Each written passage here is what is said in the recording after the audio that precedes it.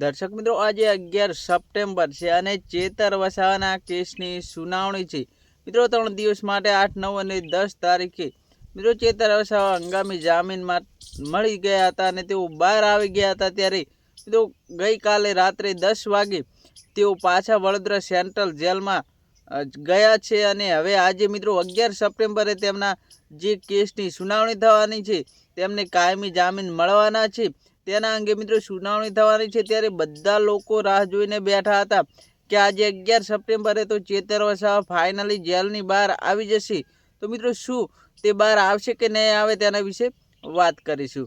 મિત્રો ચેતર વસાવાને 8, 9 અને 10 તારીખે હંગામી જામીન મળ્યા હતા, કેમ કે જે ચોમાસું સત્ર હતું તેને લઈ તેઓ ડેડિયાપાડાના લોકોનો જે પ્રશ્નો છે તેનો ઉકેલ લાવી શકે અને વિધાનસભામાં તેની રજૂઆત કરી શકે, એ માટે તેમને 3 દિવસ માટે હંગામી જામીન આપવામાં આવ્યા હતા.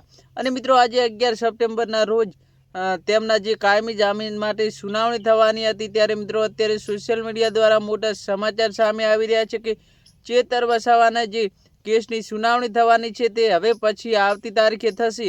આજે પણ ચેતર વસાવાને જામીન નહીં મળે, કેમ કે ડેડિયાપાડાના જે પોલીસ દ્વારા મિત્રો FIR રજૂ કરવામાં આવી હતી, જેને લઈ મિત્રો કોર્ટે તેમનો જે કેસની સુનાવણી છે તે ફંગાવી નાખી હતી અને હવે પછી નવી તારીખ જાહેર થશે, જેના લીધે મિત્રો ચેતર વસાવા જેલની બહાર આવશે કે નહીં આવે એ તો આવનારો સમય જ બતાવશે.